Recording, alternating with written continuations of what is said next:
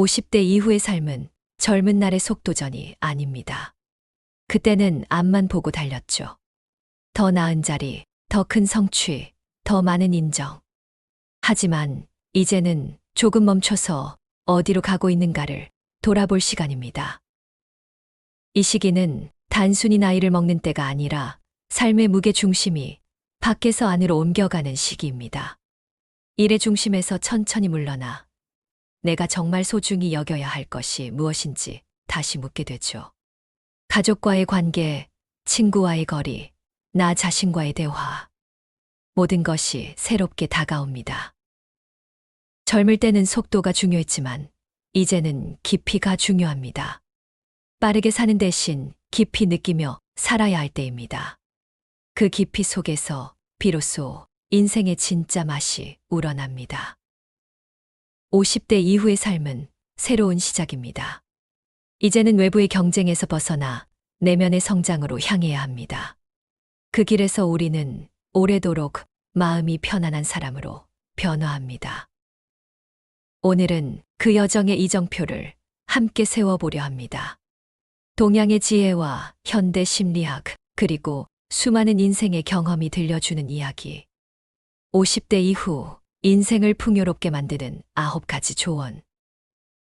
그 첫 번째는 바로 비워야 채워진다.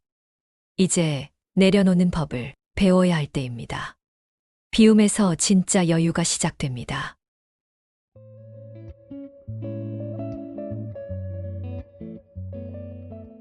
(50대) 이후의 삶에서 가장 먼저 배워야 할 것은 비우는 법입니다. 우리는 평생 쌓으며 살아왔죠. 경험을 쌓고, 명함을 쌓고, 돈과 관계, 추억까지도 꾹꾹 채워 넣으며 살아왔습니다. 그런데 어느 순간 그 모든 것이 나를 자유롭게 하는 대신 오히려 나를 짓누르고 있다는 걸 깨닫게 됩니다. 노자는 말했습니다. 가지려 하면 잃고 비우면 얻는다. 이 단순한 말 속에는 삶의 본질이 담겨 있습니다. 법정 스님도 이렇게 말씀하셨죠. 무소유는 가난이 아니라 자유의 다른 이름이다. 비워야 마음이 가벼워집니다. 가벼워져야 진짜 나로 설 수 있습니다. 비운다는 건 단지 물건을 버리는 게 아닙니다. 오래된 미련, 마음의 상처, 끝난 관계, 이미 지나간 시간까지 내려놓는 일입니다. 내가 바꿀 수 없는 것에 마음을 붙잡고 있으면 새로운 행복이 들어올 자리가 없습니다. 이제는 더 이상 무엇을 얻을까 보다 무엇을 놓아줄까를 스스로에게 물을 때입니다. 책장에 쌓인 책을 정리하듯 내 마음의 서랍 속 오래된 감정도 하나씩 비워보세요. 그 안에서 진짜 여유가 피어납니다.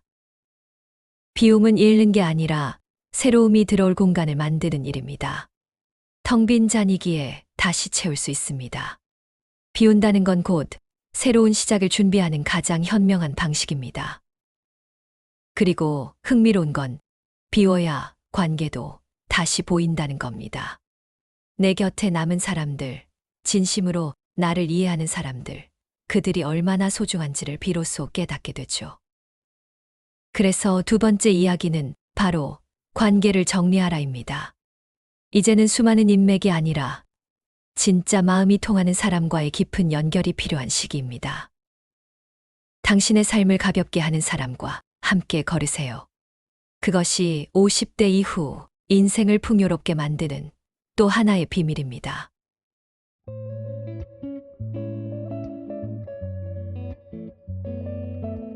나이가 들수록 깨닫게 됩니다. 사람이 많다고 외롭지 않은 건 아니다. 오히려 마음이 통하지 않는 사람들 사이에 있을 때 우리는 더 깊은 외로움을 느끼죠. 알랭 드 보통은 이렇게 말했습니다. 사람은 함께 있어도 외로울 수 있다. 이 말이 50대의 마음을 가장 잘 대변하는 문장일지도 모릅니다. 젊을 때는 관계가 곧 자산이라 생각했습니다. 명함 한 장, 인맥 하나가 기회로 이어질 거라 믿었죠. 하지만 어느 순간 그 수많은 관계 속에서 정작 나 자신은 점점 사라지고 있음을 느낍니다. 그때가 바로 관계를 정리할 때입니다. 50대의 인간관계는 이제 넓이가 아니라 깊이입니다. 서로의 마음이 닿지 않는 인연, 의무감으로 이어진 관계, 언제나 나를 소모시키는 사람들과의 연결은 조용히 내려놓으세요. 그 빈자리에 평화가 들어옵니다. 그리고 남겨야 할 관계는 단순합니다. 내가 어떤 모습일 때도 편히 웃을 수 있는 사람, 말하지 않아도 마음이 통하는 사람, 내 이야기를 듣는 척이 아니라 들어주는 사람 말입니다. 맹자는 마음이 통하면 천리도 가깝다고 했습니다. 그 마음의 통함, 그것이 바로 진짜 인연의 시작이죠. 이제는 많은 사람 속의 외로움보다 적은 사람 속의 따뜻함을 선택해야 할 때입니다. 관계를 정리한다는 건 냉정함이 아니라 용기입니다. 누군가를 밀어내는 일이 아니라 진짜 나로 살기 위한 선택이죠. 이 용기가 생기면 마음이 놀랍도록 가벼워집니다. 그리고 그 여유로운 마음의 자리에 새로운 기쁨이 들어옵니다. 관계의 무게를 덜어내면 비로소 내 삶의 중심에 나 자신을 둘 수 있게 되니까요. 그때부터 우리는 비로소 즐거움을 위해 사는 법을 다시 배우게 됩니다. 의무가 아닌 순수한 즐거움. 누군가를 위한 일이 아니라 오롯이 나를 위한 시간 말이죠. 이제 세 번째 이야기는 바로 그 기쁨에 대한 것입니다. 바로 취미를 삶의 중심에 두라. 삶의 한가운데에 다시 취미를 두는 법, 그 잃어버린 열정을 되찾는 시간입니다. 당신의 하루에 다시 빛을 불어넣어 줄 작은 즐거움의 힘을 함께 이야기해 보겠습니다.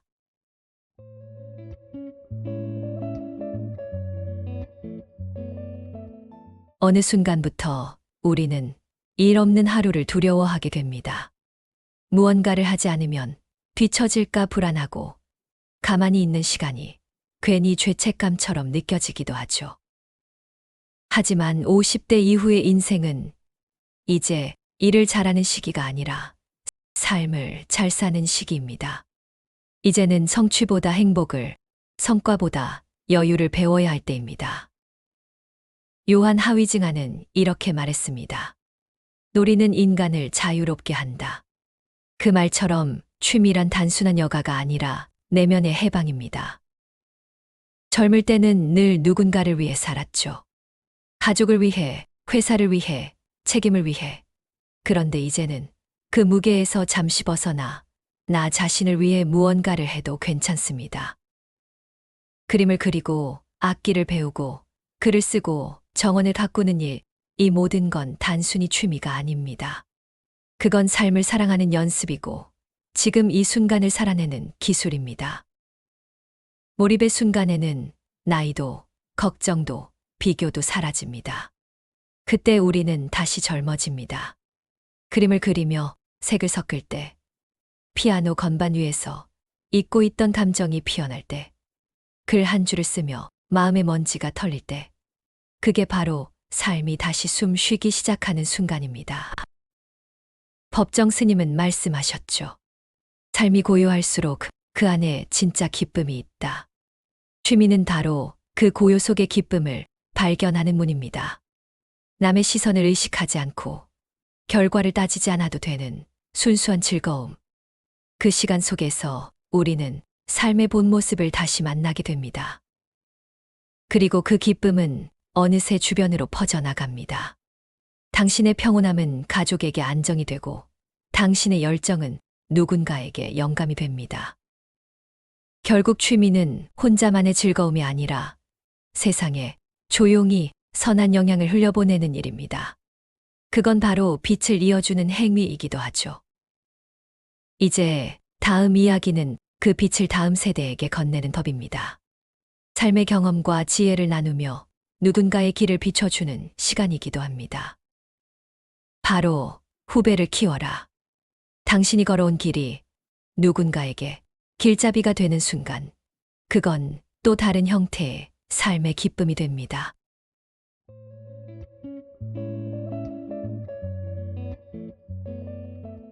우리가 젊었을 때는 앞만 보고 달렸습니다. 누군가의 도움을 받기도 했고, 때로는 혼자 부딪히며 넘어지기도 했죠. 그렇게 쌓아온 경험과 시간은 이제 다른 누군가에게 길을 비춰줄 수 있는 빛이 됩니다. 워렌 버핏은 이렇게 말했습니다. 당신이 심은 나무 그늘 아래서 누군가가 쉰다면 그것이 진정한 성공이다. 참 멋진 말이죠. 50대 이후의 삶은 단지 자신만을 위한 시간이 아닙니다.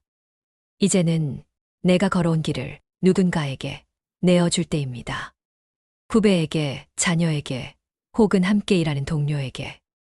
그들에게 내 경험과 지혜를 건네는 건 가르침이 아니라 전달입니다. 삶의 무게와 배움을 다음 세대로 자연스럽게 흘려보내는 일입니다. 공자는 말했습니다. 배운 것을 전하지 않으면 인이 아니다.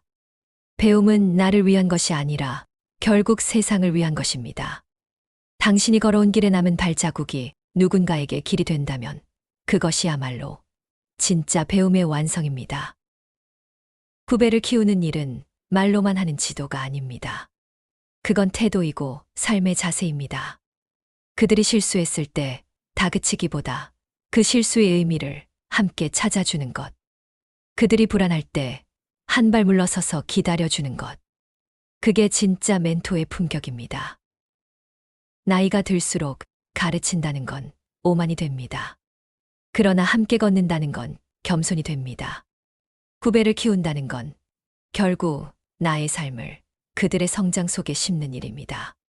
그들의 성장은 곧 나의 연장된 시간이고 그들의 빛은 곧 내가 남긴 흔적이 됩니다. 이제 우리는 안개 속을 헤매는 그들에게 조용히 손전등을 건네줄 수 있는 세대가 되었습니다. 너도 괜찮다. 나도 그 시절에 그랬다. 이 한마디가 누군가에게는 삶을 붙잡게 하는 말이 될지도 모릅니다. 이제는 경쟁의 시대가 아니라 전달의 시대입니다. 쌓는 것보다 나누는 것이 더 깊은 의미를 가지는 시기이죠. 빛은 나눌수록 밝아지고 경험은 나눌수록 더욱 단단해집니다. 그리고 그런 순간이 바로 삶에 또 다른 평화를 가져옵니다. 무언가를 이루는 기쁨보다 누군가를 도와주는 기쁨이 더 크다는 걸 깨닫게 되니까요. 그렇게 후배의 성장을 지켜보며 조용히 미소 지을 수 있을 때 그건 단순한 만족이 아니라 내적 평화입니다. 이제 그 평화를 향해 나아갈 시간입니다. 바로 다음 이야기, 내적 평화를 찾아라. 외부의 소음을 내려놓고 당신 마음의 가장 깊은 고요를 만나러 가봅시다.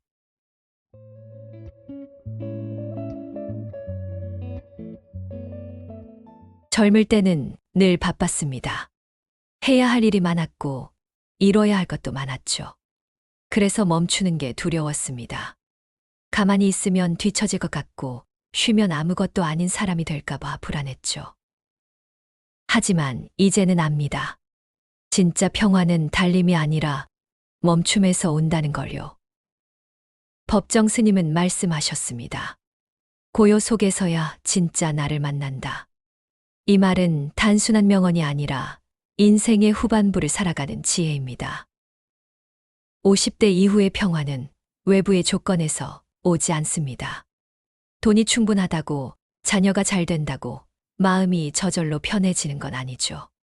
오히려 세상 일이 조용해질수록 마음의 소음이 더 크게 들릴 때가 있습니다. 그래서 우리는 이제 조용한 시간을 일부러 만들어야 합니다. 명상, 산책, 한 잔의 차를 음미하는 순간. 그 고요한 틈에서 마음은 천천히 맑아지고 생각의 먼지가 가라앉습니다. 잠시 휴대폰을 내려놓고 음악 대신 바람 소리를 듣고 누군가의 말 대신 내 안의 속삭임에 귀 기울여 보세요. 그곳에 진짜 당신이 있습니다. 노자는 말했습니다. 부드러운 것이 강한 것을 이긴다. 이 말은 세상을 향한 태도이자 마음을 다스리는 방법이기도 합니다. 내면의 고요는 부드러움에서 옵니다. 조급함 대신 여유를, 판단 대신 이해를, 억지로 움켜쥘 대신 내려놓음을 선택할 때 비로소 마음은 제자리를 찾습니다. 우리는 그동안 너무 오래 세상의 기준으로 살아왔습니다. 성과, 효율, 인정, 비교. 하지만 인생의 후반부는 이제 내 기준으로 살아야 할 시간입니다. 남이 아닌 나의 리듬으로, 세상의 속도가 아닌 나의 호흡으로 살아가는 시간 말이죠. 어쩌면 내적 평화란 이제 충분히 했다라는 고요한 깨달음일지도 모릅니다. 무엇을 더 가져야 평화로워지는 게 아니라 무엇을 덜어야 마음이 편해지는가를 아는 순간, 그때 비로소 우리는 자유로워집니다. 그 평화 속에서 우리는 다시 젊어집니다. 몸은 나이를 먹어도 마음이 잔잔하면 영혼은 여전히 투명합니다. 그리고 바로 그 마음이 다음 단계로의 성장, 배움으로 이어집니다. 왜냐하면 고요한 마음만이 새로운 것을 받아들일 준비가 되어 있기 때문이죠. 이제 그 여유로운 평화의 자리에서 다음 이야기로 넘어가 봅시다. 6번째 이야기, 배우고 또 배워라. 평화로운 마음 위에 새로운 배움의 씨앗을 심는 시간입니다.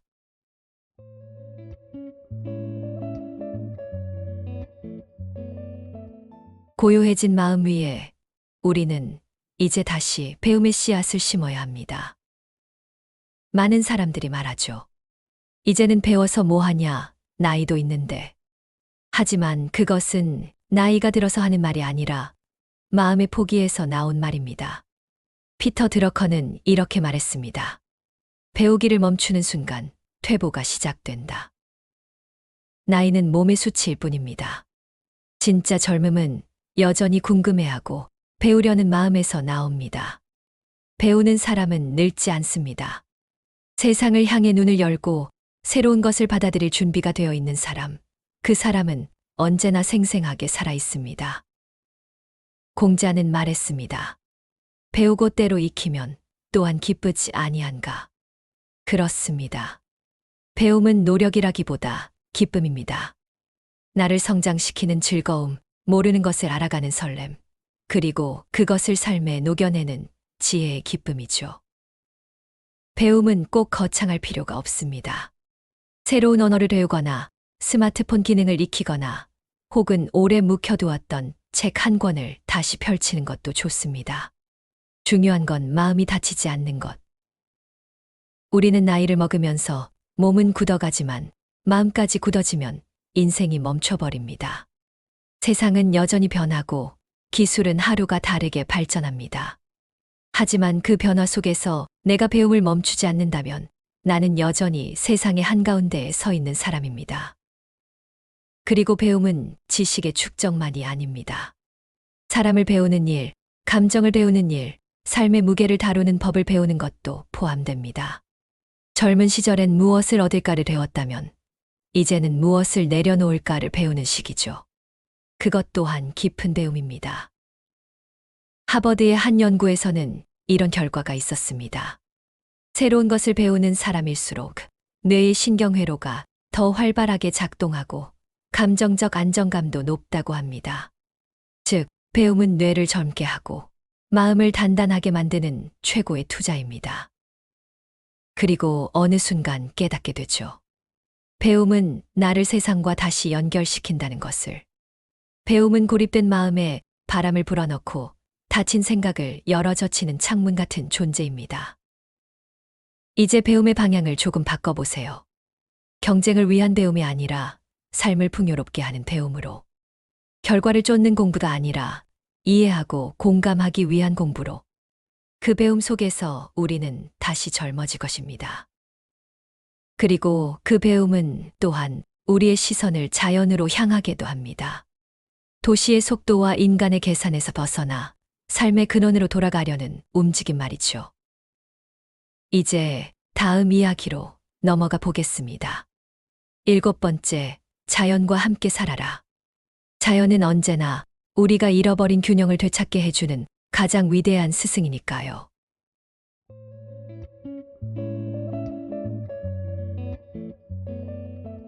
삶을 배우고 나면 우리는 다시 자연으로 돌아가야 합니다.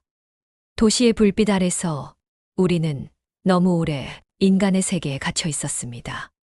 끝없는 계획, 속도, 경쟁 속에서 마음은 늘 긴장했고 몸은 쉼을 잃어버렸죠. 그럴 때 노자의 말이 마음 깊이 다가옵니다. 자연은 서두르지 않지만 모든 것을 이룬다. 이 짧은 한 문장은 우리가 잊고 지내온 삶의 진리를 다시 일깨웁니다. 자연은 한 번도 서두른 적이 없습니다. 그러나 언제나 제때 꽃을 피우고 제때 잎을 떨구며 제때 열매를 맺습니다.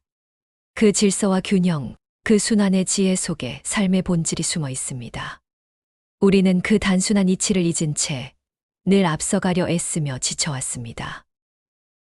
이제는 멈춰서 흙냄새를 맡고 나뭇잎 사이로 스미는 햇살을 느껴보세요.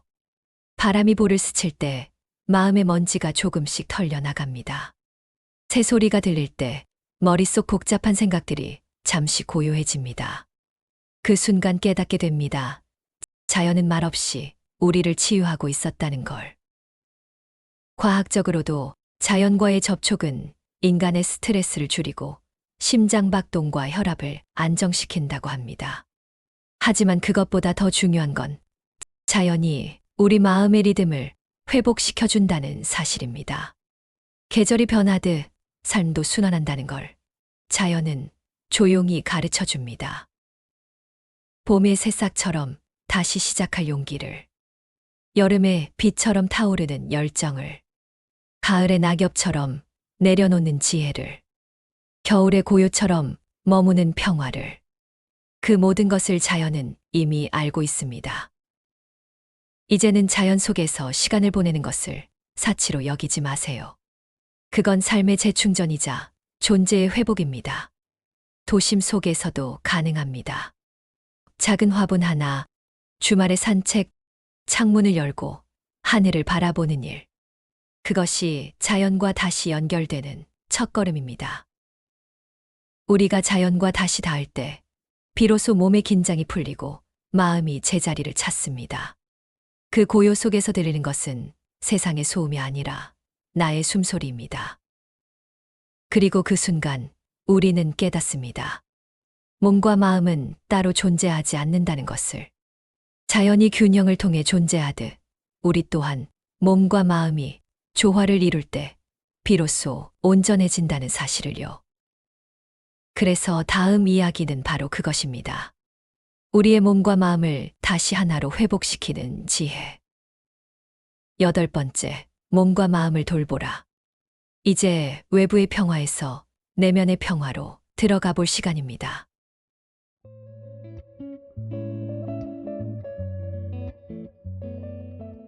자연이 우리를 치유한다면 이제 그 치유의 흐름을 내 안으로 가져올 시간입니다. 우리가 돌봐야 할 마지막 자연은 바로 나 자신입니다. 버지니아 울프는 이렇게 말했습니다. 자기 자신을 잘 돌보는 것이 세상에 대한 첫 번째 책임이다. 이 문장은 나이가 들수록 더욱 깊게 다가옵니다. 우리는 평생 누군가를 위해, 무언가를 위해 살아왔죠. 자녀를 위해, 직장을 위해, 관계를 위해 자신을 밀어붙이며 버텨왔습니다. 그런데 어느 순간 몸이 무겁고 마음이 지칩니다. 그건 이기적인 게 아니라 자연스러운 신호입니다. 이제는 돌보는 방향을 조금 바꿔야 할 때입니다. 장자는 말했습니다. 몸은 마음의 집이다. 집이 무너지면 마음도 쉴 곳이 없다. 이 한 문장이 모든 걸 설명합니다. 몸과 마음은 따로 존재하지 않습니다. 몸이 지치면 마음도 흔들리고 마음이 상하면 몸도 병듭니다. 그래서 진짜 자기관리란 단지 운동을 하거나 건강식을 챙겨 먹는 것에 머물지 않습니다. 그건 시작일 뿐입니다. 자기 돌봄은 삶의 리듬을 회복하는 일입니다. 충분히 쉬고, 충분히 자고, 충분히 숨 쉬는 일. 다른 사람을 위해 썼던 에너지를 이제는 자신에게 돌려주는 일입니다. 매일 10분이라도 몸의 감각을 느껴보세요. 스트레칭을 하며 긴장을 풀고 따뜻한 물 한 잔을 천천히 마시며 오늘의 속도를 늦춰보세요. 식사 시간에는 휴대폰을 내려놓고 음식의 향과 질감을 온전히 느껴보세요. 이 단순한 행위들이 당신을 다시 현재로 데려옵니다. 그리고 마음을 돌보는 일은 자신을 비난하는 대신 이해하는 것에서 시작됩니다. 오늘 나는 잘하고 있나? 라는 물음 대신 오늘도 버텨준 나에게 고맙다라고 말해보세요. 그 한마디가 마음의 무게를 가볍게 만들어줍니다. 심리학자 크리스틴 네프는 말했습니다. 자기 연민은 나약함이 아니라 회복의 힘이다. 자신을 다그치는 대신 따뜻하게 대하는 순간 마음의 에너지는 다시 채워지고 삶은 부드러워집니다. 결국 나를 돌보는 사람만이 오래도록 누군가를 사랑할 수 있습니다. 비어있는 컵으로는 물을 나눠줄 수 없듯 지친 마음으로는 진심을 전하기 어렵습니다. 그러니 나 자신을 잘 돌보는 것은 이기심이 아니라 지속 가능한 사랑의 형태입니다. 그리고 그 돌봄의 끝에는 언제나 감사가 있습니다. 몸을 돌보다 보면 숨 쉬는 일조차 선물처럼 느껴지고 마음을 돌보다 보면 평범한 하루가 기적처럼 다가옵니다. 이제 하루를 마무리하기 전에 잠시 멈추어 생각해 봅시다. 오늘 내 삶에 감사할 일은 무엇이 있을까요? 그렇게 우리는 마지막 여정을 향해 갑니다. 9번째 이야기, 감사로 하루를 마무리하라. 이제 하루의 끝에서 마음을 따뜻하게 채워줄 마지막 지혜를 만나보겠습니다.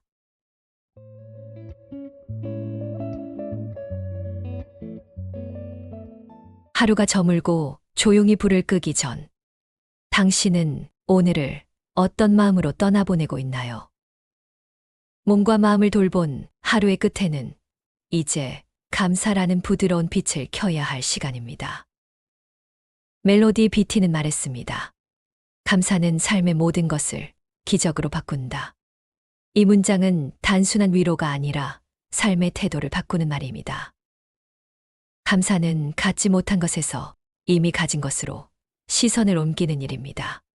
아침에 눈을 떴다는 것, 따뜻한 밥을 먹었다는 것, 누군가의 안부 문자를 받았다는 것, 그 모든 것이 사실은 선물입니다. 그런데 우리는 너무 자주 그 선물에 익숙해지고 그 소중함을 잊은 채 하루를 흘려보내곤 하죠. 불교에서는 이렇게 말합니다. 감사할 줄 아는 마음이 복을 부른다. 이 말은 단순히 좋은 일이 생긴다는 뜻이 아닙니다. 감사를 느낄 줄 아는 마음이 이미 복을 누리고 있는 상태이기 때문입니다. 감사하는 순간 우리의 시야는 결핍에서 충만으로 옮겨가고 마음은 저절로 평화로워집니다. 심리학 연구에서도 밝혀졌습니다. 매일 자기 전에 오늘 있었던 좋은 일 3가지를 떠올리는 사람들은 그렇지 않은 사람보다 우울감이 낮고 삶의 만족도는 훨씬 높다고 합니다. 이건 거창한 명상이 아닙니다. 단지 하루를 마무리하며 이렇게 자신에게 말하는 거예요. 오늘 하루도 잘 버텨줘서 고마워. 따뜻한 햇살에 감사하고 내 곁의 사람들에게 고맙다. 비록 완벽하지 않았지만 오늘도 살아냈다는 사실에 감사하다. 그 순간 마음의 온도가 바뀝니다. 쌓였던 피로와 걱정이 조금씩 녹아내리고 충분하다는 감각이 가슴 안에 피어납니다. 감사는 단순한 덕목이 아닙니다. 그건 마음의 면역력입니다. 삶이 흔들릴 때 우리를 붙잡아주는 보이지 않는 힘이죠. 감사하는 마음을 가진 사람은 세상이 거칠어도 쉽게 무너지지 않습니다. 왜냐하면 이미 자기 안에 평화의 근원을 가지고 있기 때문입니다. 오늘 밤 잠들기 전에 눈을 감고 조용히 속삭여 보세요. 오늘 하루 고맙습니다. 그 짧은 한마디가 당신의 내일을 부드럽게 비춥니다. 삶은 거창한 변화로 채워진 게 아닙니다. 이런 작고 진심 어린 순간들이 모여 당신의 인생을 더 따뜻하고 단단하게 만들어줍니다. 이제 당신의 하루가 감사로 마무리되길 바랍니다. 그리고 내일의 아침이 조금 더 평화롭게 시작되길 바랍니다.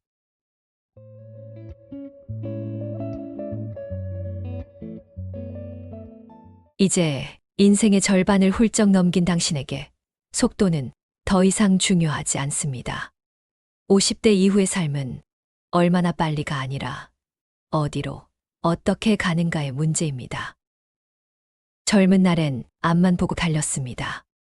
성공해야 했고, 책임져야 했고, 쉬면 안 된다고 믿었죠.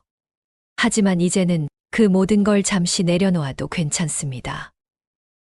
더 많이 가지려 하기보다 지금 가진 것의 의미를 천천히 음미하세요. 무엇이든 빠르게 쌓아 올리던 시간은 지나고, 이제는 깊이 느끼는 시간이 찾아왔습니다. 하루를 감사로 마무리하고 조용히 나 자신을 다독이며 잠드는 밤. 그건 단순한 하루의 끝이 아니라 당신의 인생이 새로이 시작되는 순간입니다. 삶의 후반전은 완벽해야 할 필요가 없습니다. 조금 부족해도 느려도 괜찮습니다. 중요한 건 어제보다 조금 더 평화롭다는 그 한 가지 사실입니다. 법정 스님은 이런 말을 남겼죠.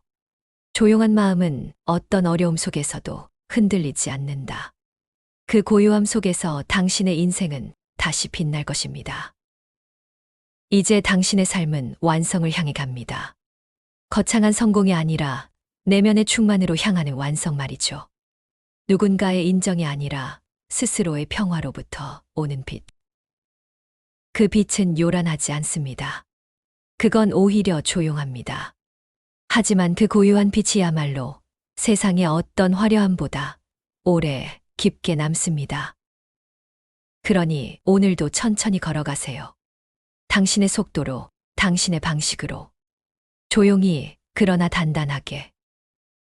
그렇게 당신의 인생은 지금 이 순간에도 여전히 아름답게 빛나고 있습니다.